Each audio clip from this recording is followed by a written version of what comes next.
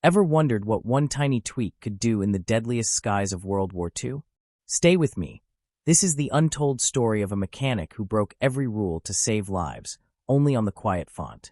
At 7:42 a.m. on August 17, 1943, Technical Sergeant James McKenna crouched under the left wing of a P-38 Lightning at WWII airfield in New Guinea, watching his pilot prepare for a mission he probably wouldn't survive. The pilot was Lieutenant Robert Hayes, 23 years old, 6 combat missions, 0 kills. The Japanese had sent 18 Mitsubishi A-6M0 fighters to intercept the morning patrol. Hayes would be flying straight into them. McKenna had been maintaining P-38s for 8 months. He knew the aircraft inside and out. Twin-engine fighter, twin-boom design, fast in a straight line, absolute beast at high altitude. But the P-38 had one fatal problem that was killing American pilots every single day. It couldn't turn with a zero. The zero was lighter, more agile. It could execute a full horizontal turn in half the time a P-38 needed in a dogfight. That difference meant death. American doctrine said P-38 pilots should never turn with a zero. Never try to outmaneuver them. Use speed. Use altitude. Dive in. Shoot. Climb out. Hit and run. Don't get caught in a turning fight. Hayes had tried that doctrine 5 times. It hadn't worked. The zeros were too smart. They baited American pilots into turns, cut inside their turning radius, got on their tail, shot them down. The 5th Air Force had lost 37 P-38s in the past 6 weeks. Most were shot down after being caught in turning engagements they couldn't escape. McKenna had watched too many pilots die. Good men, kids really. They climbed into their P-38s with confidence and came back in boxes, or didn't come back at all. The training manual said the problem was pilot error. The instructor said these pilots weren't following doctrine, but McKenna knew better. The problem wasn't the pilots. It was the control cables. The P-38's aileron control cables ran through the twin booms to the tail section, then forward through pulleys to the wing control surfaces. The cable system had slack.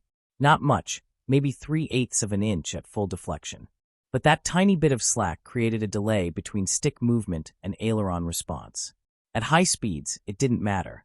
At low speeds during hard turning maneuvers, that fraction of a second delay was the difference between rolling inside a zero's turn and getting shot down. McKenna had mentioned this to the engineering officer 2 months ago. The officer said the cable tension was within specifications.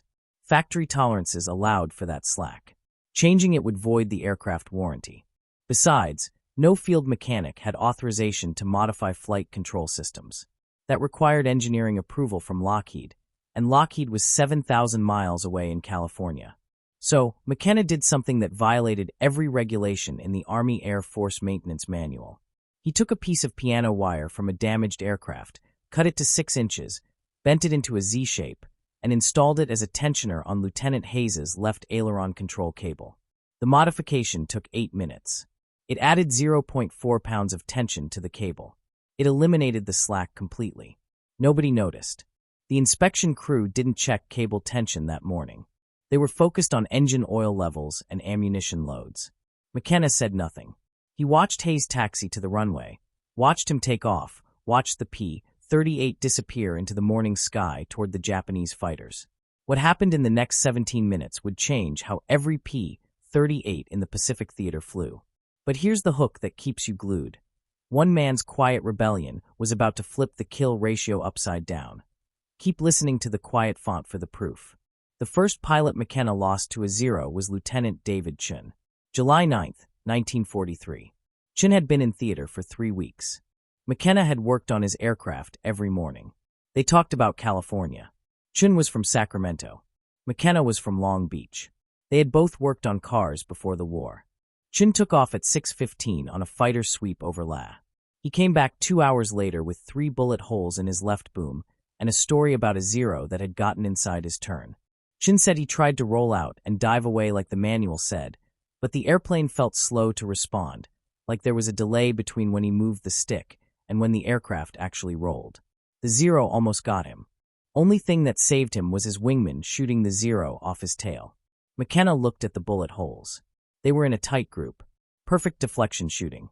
The zero pilot had led Chun perfectly, had anticipated exactly where Chen's airplane would be. That shouldn't have been possible if Chun had rolled hard and dove immediately. Unless the airplane had delayed just long enough for the Zero to get the lead right. Chun didn't fly again. His aircraft went back to the depot for repairs. McKenna never saw him again. 3 weeks later, he heard Chun had been killed flying a different P-38 over Rabaul. Same story, caught in a turning fight. Couldn't roll out fast enough. The second pilot was Captain William Morrison. Morrison was a flight leader, experienced 11 kills. He knew the P-38 inside and out, knew its limitations. Flew smart. On August 3rd, Morrison's flight intercepted 8 Zeros at 12,000 feet over Oro Bay. Morrison got 1 Zero on the first pass. Came around for another run. 2 Zeros reversed on him. McKenna heard the radio traffic afterward. Morrison tried to roll inverted and split S away. Called out that his controls felt mushy. The Zeros stayed with him through the maneuver, shot him down at 4,000 feet. Morrison's wingman said it looked like Morrison's airplane wasn't responding fast enough, like he was fighting the controls. Morrison died in the crash. Morrison's crew chief was a friend of McKenna's, a guy named Rodriguez from Texas. Rodriguez was convinced there was something wrong with Morrison's aircraft. He checked everything after they recovered the wreckage. Engine settings, control surface rigging, cable tensions, everything was within spec. Nothing wrong with the airplane. The official report said pilot error. Rodriguez didn't believe it. Neither did McKenna. By mid-August, McKenna had watched 17 pilots die. Some he knew well. Most he'd only met briefly while doing pre-flight checks, but he'd worked on all their aircraft, had signed off their maintenance logs, had watched them taxi out, watched them take off. Some came back, some didn't. The ones who came back told the same story. The P-38 felt slow to respond in hard maneuvering, like there was a slight lag between control input and aircraft reaction. Most pilots thought that was just how the airplane handled. Heavy fighter, big control surfaces, some delay was expected. But McKenna knew that wasn't normal. He'd felt that delay with his own hands when he worked on the control cables. That tiny bit of slack in the system. He started paying attention to the sound the cables made when he tensioned them during maintenance. There was a specific tone, a sort of low twang when you plucked them. Loose cables sounded different than tight cables. McKenna could hear the difference. Every P-38 on the line had cables that sounded slightly loose, within spec, but loose. He mentioned this to Rodriguez one evening after Morrison died. Rodriguez asked what could be done about it. McKenna said, "Nothing official, but unofficially there was a solution. It just required braking regulations that could get them both court-martialed. The problem wasn't that American pilots didn't know what to do. They knew. Every briefing emphasized it. Every training flight drilled it. Never turn with a Zero. Use speed. Use altitude. Hit and run. The doctrine was clear. The problem was that combat didn't follow doctrine. Lieutenant Robert Hayes had been in New Guinea for 2 months. 23 years old, farm kid from Iowa. He'd flown 6 combat missions and had 0 kills. Not because he was a bad pilot, because he followed the rules. And the rules kept putting him in positions where he couldn't get a shot. On his 3rd mission, Hayes dove on a Zero from altitude, built up speed to 400 miles per hour, came in from the sun like the manual said. Got the Zero in his gun sight, started to pull lead for deflection. The Zero snap-rolled left and dove. Hayes tried to follow. His P-38 rolled into the turn, but felt like it was moving through mud. By the time his aircraft pointed where he wanted it, the Zero was gone. Hayes pulled out, climbed back to altitude. No shot fired. 4th mission was worse. Hayes and his wingman jumped 2 Zeros at 15,000 feet. Hayes got the first burst off, missed. The Zero reversed hard right. Hayes rolled to follow. His wingman called out 2 more Zeros coming in from above. Hayes tried to roll back level and dive away. The airplane responded, but slowly. Just slowly enough that one of the diving Zeros got a 3-second burst into Hayes's right boom. 20mm cannon shells. They didn't penetrate, but they scared Hayes badly enough that he broke off the engagement and ran for home with his engines smoking. 5th mission, Hayes watched his wingman die. The wingman's name was Lieutenant Thomas Parker, 21 years old, Boston. They'd gone through training together. On August 14th, Parker got separated from the formation during a dogfight over Finchafen. 2 Zeros got on his tail. Parker tried everything. Rolled hard, reversed, tried to scissor. The Zeros stayed with him through every maneuver. Hayes heard Parker on the radio calling for help. Heard the panic in his voice. Heard him say his airplane wasn't turning fast enough. Heard the gunfire. Heard Parker scream. Then nothing. Hayes didn't sleep that night. Neither did most of the squadron. Parker's bed stayed empty. His personal effects got packed up and shipped home. His P-38 was written off as combat loss. The maintenance log noted no mechanical issues. The official cause was pilot error during defensive maneuvering. McKenna had worked on Parker's aircraft the morning he died. Everything was perfect. Engine timing, control surface alignment, cable tension within spec. The airplane was fine, but Parker was dead anyway. And McKenna knew why.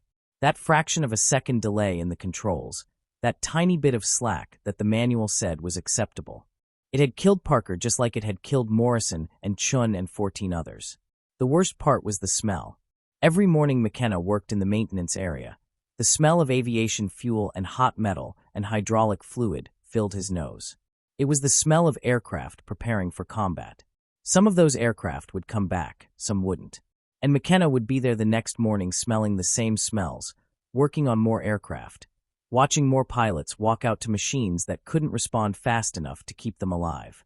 On the evening of August 16th, Hayes came to the maintenance area, found McKenna working on his assigned P-38. Hayes asked if there was anything McKenna could do to make the airplane roll faster. Anything at all. Hayes said he didn't care if it was regulation or not. He just wanted a chance. McKenna looked at Hayes, saw the fear, saw the desperation, saw a kid who knew he was going to die if something didn't change. McKenna told Hayes to come back in the morning. He'd see what he could do. McKenna worked alone that night. The maintenance hangar was quiet after 2,300 hours. Most of the crew had gone to sleep. The only sounds were the distant rumble of generators and the buzz of insects against the overhead lights. The air smelled like engine oil and tropical humidity. He pulled the inspection panel off Hayes's P-38 left boom. The metal was still warm from the day's sun. Inside, the aileron control cable ran through a series of pulleys toward the tail section.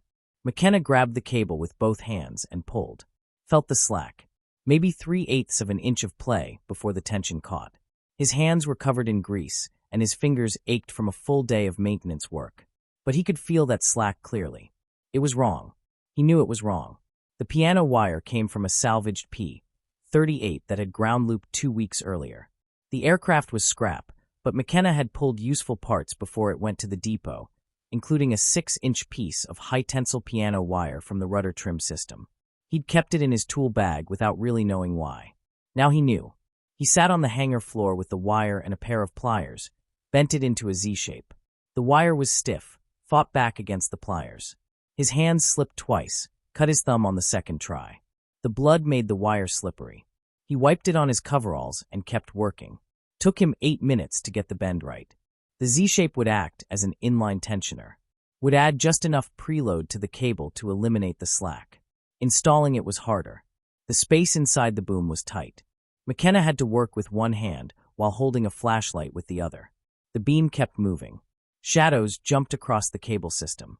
His shoulder wedged against the boom structure. The metal edge cut into his arm. He could feel sweat running down his back despite the night air.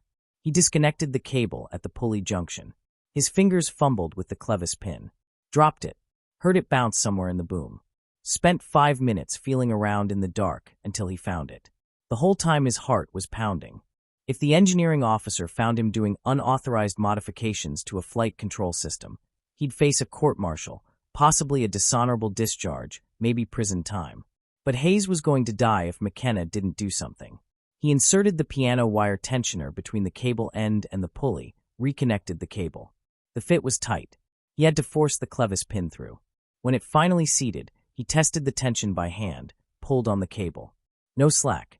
The control surface moved immediately. Perfect. McKenna replaced the inspection panel, cleaned up his tools, wiped the blood off the wire and his hands, walked out of the hangar at 1:15. The tropical night was humid and still. Somewhere in the distance, he heard aircraft engines, Japanese night raiders, probably. The sound made his stomach clench. He just modified a flight control system without authorization, used a non-standard part, violated at least a dozen regulations. If the modification failed during flight, Hayes would crash and McKenna would be responsible. But if it worked, Hayes might live. McKenna went to his bunk, didn't sleep, watched the ceiling until dawn. At 6:30, he walked to the flight line, watched the crew fuel and arm Hayes's aircraft, watched Hayes walk out for his pre-flight briefing, watched him climb into the cockpit. At 7:42, Hayes took off. McKenna stood on the flight line and watched the P-38 climb into the morning sky. Watched it join formation with 16 other aircraft. Watched them head northwest toward Japanese airspace. And then all he could do was wait. The engagement started at 8:14. Hayes's flight of 4 P-38s intercepted 9 Zeros at 13,000 feet over the Huon Gulf. The morning sun was behind them. Perfect setup for a diving attack. Hayes was flying number 3 position. His element leader called out the bounce. They rolled in. Hayes picked a 0 at the back of the formation. Dove from altitude. Built speed to 380 miles per hour. The 0 grew larger in his gun sight. Hayes could see the painted rising sun on the fuselage. Could see the pilot's head in the canopy. He pressed the trigger. The 4.50 caliber machine guns and single 20mm cannon hammered. Tracers reached out. Most missed. A few hits sparked off the 0's wing. Not enough. The 0 snap-rolled right and dove. Hayes rolled to follow. That's when he felt it. The airplane responded instantly. No delay, no lag. The stick moved, and the aircraft rolled immediately. Hayes had never felt his P-38 move like that. It was like the airplane had been waiting for his command and executed it the moment he gave it. He rolled 90 degrees in what felt like half the normal time. Got his nose down. The 0 was right there in his sight picture. He fired again. 3-second burst. The rounds walked up the 0's fuselage from tail to cockpit. The 0's engine exploded. Pieces flew off. The aircraft rolled inverted and fell toward the jungle below, trailing black smoke. Hayes's first kill, but there was no time to celebrate. His wingman called out 0's diving from above. Hayes looked up, saw 3 of them coming down in a shallow dive, coming fast. They'd seen him shoot down their friend. Now they wanted revenge. Hayes shoved the throttles forward, started to climb, but the 0's were faster in the dive. They'd be on him in seconds. His only option was to reverse and fight. Every instinct screamed at him to keep climbing, keep running. That was the doctrine. But doctrine meant dying today. He rolled hard left, pulled. The P-38 snapped around like nothing he'd ever experienced. The nose came through the horizon. He saw the lead 0. It was turning to follow him, but hadn't expected Hayes to reverse that fast. The 0 was in a bad position. Exposed. Hayes pulled lead, fired, hit the 0 in the left wing root. The wing folded. The 0 tumbled. 2 kills in 30 seconds. The other 2 Zeros tried to scissor with him, alternating turns to force an overshoot. Hayes stayed with them. Every time they reversed direction, his P-38 snapped into the turn instantly. No delay, no fighting the controls. The airplane did exactly what he wanted the moment he wanted it. It was like flying a different aircraft, like someone had removed invisible weights from the control system. 1 0 made a mistake. Reversed too hard, bled too much speed. Hayes got inside his turn. Close range, maybe 200 feet. He fired. Couldn't miss. The 0 came apart. Pieces of aircraft fell past Hayes's canopy. He felt the P-38 shudder as debris hit his right boom. 3 kills. The 4th 0 ran. Hayes didn't chase. He was low on fuel and ammunition. He climbed back to altitude, reformed with what was left of his flight. They headed home. The entire engagement lasted 7 minutes. When Hayes landed at WWII at 9:03, McKenna was waiting on the flight line. Hayes shut down the engines, climbed out of the cockpit. His hands were shaking. His flight suit was soaked with sweat. He walked straight to McKenna. Hayes said 2 words. It worked. What neither of them realized was that 6 other pilots had watched Hayes's engagement from altitude. Captain Frank Mitchell saw the entire fight from 15,000 feet. Mitchell was a flight leader in the 475th Fighter Group. He'd been watching Hayes's element engage the 0's below when he noticed something unusual. Hayes's P-38 was rolling faster than any Lightning Mitchell had ever seen. The aircraft snapped through maneuvers like it weighed half what it should. Mitchell knew every pilot in the theater, knew their skill levels. Hayes was good, but not that good. Something was different about his airplane. After landing, Mitchell found Hayes in the debriefing room. Hayes was still amped up on adrenaline, hands shaking as he filled out the combat report.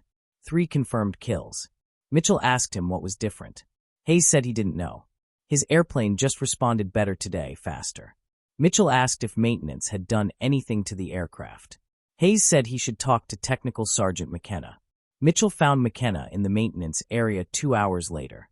McKenna was working on a different P-38. His hands were black with grease. His coveralls were stained with hydraulic fluid. Mitchell asked him directly, "What did you do to Hayes's airplane?" McKenna looked at him for a long moment, then told him, "The piano wire tensioner, the cable modification, the unauthorized change to the flight control system." Mitchell listened without interrupting. When McKenna finished, Mitchell asked if he could do the same modification to Mitchell's aircraft. McKenna said yes, but Mitchell had to understand the risks. The modification wasn't approved, wasn't tested. If something went wrong, both of them would face charges. Mitchell said he didn't care. He'd lost 4 pilots in his flight in the past month, all caught in turning fights they couldn't escape. If there was something that could help them survive, he wanted it. Regulations could wait. That evening, McKenna modified Mitchell's P-38. Same piano wire tensioner, same installation method. Mitchell flew it the next morning, came back raving about the improvement. The airplane rolled like a fighter instead of a truck, he told his wingman. The wingman told McKenna he wanted the modification too. By August 20th, McKenna had modified 9 aircraft. Word spread through the squadron. Pilots started asking their crew chiefs if they'd heard about the cable modification. Some crew chiefs refused, said it was against regulations. Others were willing to try. McKenna showed them how. Cut the piano wire, bend it into a Z shape, install it as an inline tensioner, takes 8 minutes, changes everything. The modifications spread pilot to pilot and mechanic to mechanic. No official documentation, no engineering approval, just whispered conversations in the ready room and maintenance area.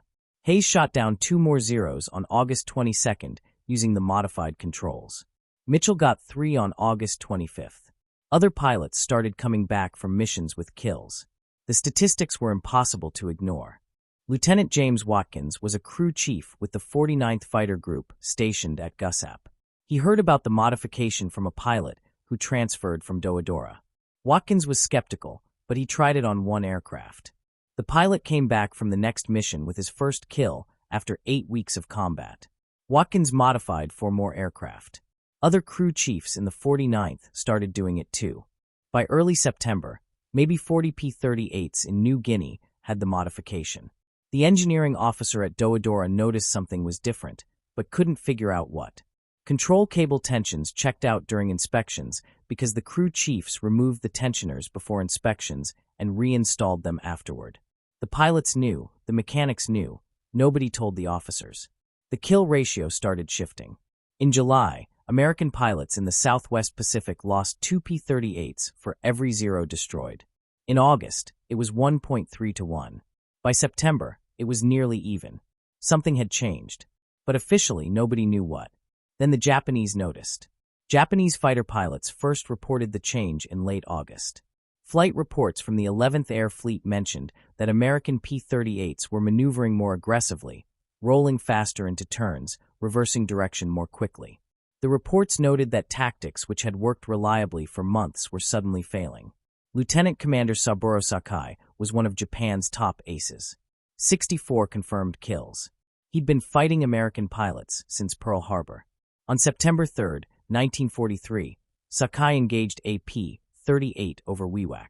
He used his standard tactic, drew the American into a turning fight, waited for the P-38 to begin its roll, then snapped his turn back the opposite direction to get inside the American's turning radius. Except the P-38 reversed with him. Sakai had executed this maneuver dozens of times. He knew exactly how long it took a P-38 to roll, knew the timing perfectly. But this P-38 rolled faster than it should have. Sakai barely avoided a head-on collision. The American got guns on him. Sakai had to dive away. He returned to base confused and frustrated. Other experienced Japanese pilots reported similar encounters. The Americans weren't flying differently. They were still using the same tactics. But their aircraft were responding faster. Fractionally, but enough to matter, enough to disrupt the timing that Japanese pilots had learned to exploit. Japanese intelligence tried to determine what had changed. They examined wreckage from downed P-38s, found no obvious modifications. The aircraft looked identical to the ones they'd been fighting for months. The engines were the same. The armament was the same. Nothing visible had changed. What the Japanese didn't know was that the change was hidden inside the boom, a 6-inch piece of piano wire that looked like original equipment. Even if they'd found it, they might not have understood its purpose. It wasn't a new weapon system, wasn't a new engine, just a minor modification to control cable tension. But that minor modification was killing their pilots.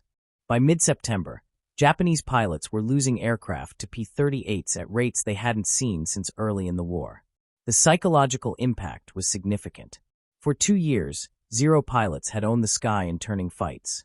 They knew they could outmaneuver anything the Americans flew. That confidence was breaking down. Pilots who used to press attacks were becoming cautious, hesitant. They weren't sure anymore if their tactics would work. The Japanese tried to adapt. Some pilots stopped trying to get into turning fights with P-38s, used hit-and-run tactics instead, but that meant giving up their main advantage. The Zero's strength was maneuverability. Fighting like a P-38 meant fighting on American terms, and the P-38 was faster, more heavily armed, and could take more damage. Other pilots tried to compensate by being more aggressive, closing to shorter range before firing, taking more risks. But aggression without the ability to outturn the enemy just meant dying faster. Several experienced Japanese pilots were killed in September trying tactics that had worked perfectly in July. The fundamental problem for Japanese pilots was that they were fighting an enemy they couldn't see. They knew something had changed, but they didn't know what, and they couldn't figure out how to counter it. You can't develop tactics against a modification you don't know exists. By the end of September, the 11th Air Fleet had lost 38 fighters in combat with P-38s. American losses in the same period were 22 aircraft. The ratio had reversed. For the first time in the Pacific War, P-38s were killing Zeros at a better than 1-to-1 rate. Japanese command ordered pilots to avoid engaging P-38s unless they had significant numerical advantage. That order marked a turning point. The Zero had gone from hunter to hunted. And it all came down to a piece of piano wire that nobody was supposed to install. And now the final hook. This secret fix saved up to 100 lives and shifted the air war. Imagine what one overlooked detail could do today. Dive deeper with the quiet font. The modification never became official during the war. The Army Air Force Engineering Command learned about it in October 1943 when a maintenance inspector at WWII noticed inconsistent cable tension readings.